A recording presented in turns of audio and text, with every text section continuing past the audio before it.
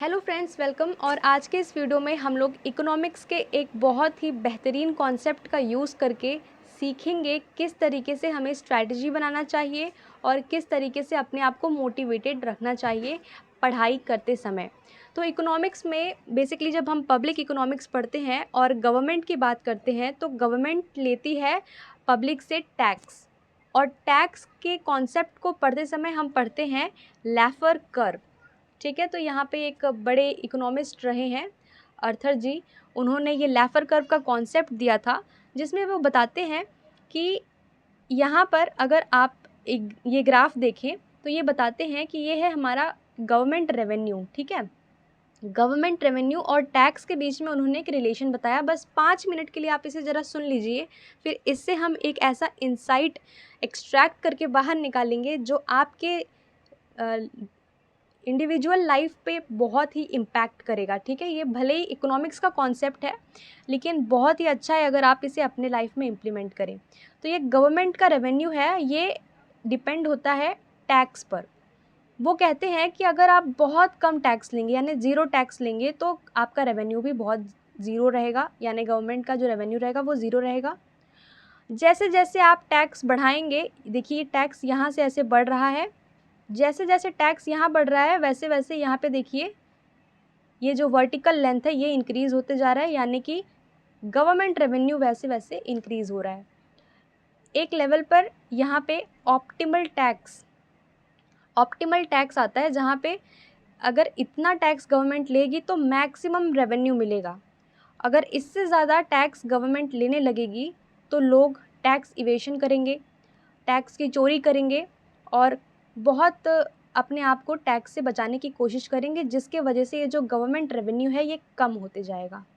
ठीक है, तो ये तो हमने सीखा लैफर कर्व, लेकिन इसका हमारे लाइफ में क्या यूज़ है मैं आपको बताती हूँ। हम अपने लाइफ में बहुत सारे स्ट्रैटेजीज़ बनाते हैं। एज अ स्टूडेंट हम लोग सोचते हैं कि हम 8 घंटे पढ़ाई करेंगे, 9 घंटे पढ़ाई करेंगे, ये टॉपिक पढ़ेंगे, ये वाला टॉपिक पढ़ेंगे, ये वाला सब्जेक्ट कवर करेंगे।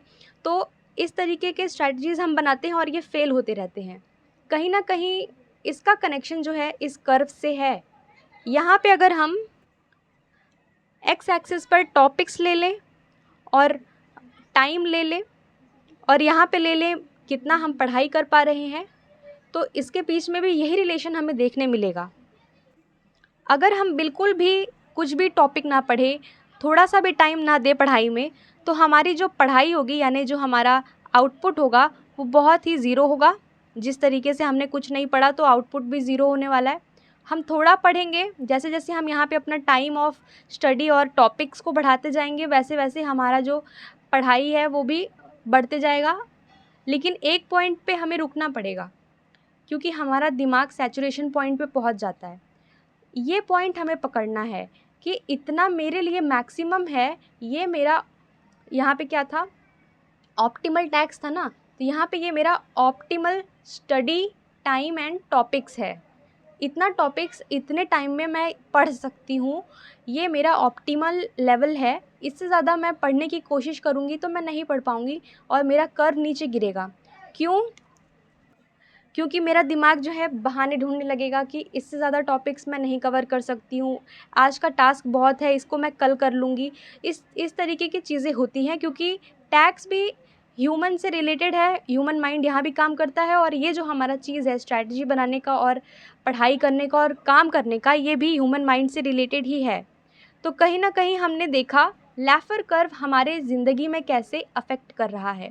आई होप इस वीडियो के माध्यम से आपको लैफर कर्व और इसका हमारे ज़िंदगी में क्या इंसाइट है, दोनों चीज़ सीखने को मिल गया होगा। तो एक ही वीडियो में आपने दो चीज़ें सीखी। कैसी लगी आपको वीडियो ज़रूर बताइएगा, और अच्छी लगे चाहे ख़राब, इस चीज़ को अपने लाइफ में ज़रूर इम्प्लीमेंट करिएगा, क्योंकि बहुत ही इम्पॉर्टेंट है आपको आपका ऑप्टिमल लेवल पता करना। उतना पढ़िए ताकि आप मैक्सिमम आउटपुट अपने आप से निकाल पाएँ। ज़्यादा के चक्कर में कम हो जाएगा और कम पढ़ेंगे तो कम ही रहेगा। तो इस तरीके से अपने दिमाग को यूज़ करिए और काम करिए। I hope everything goes well. Thank you for watching this video.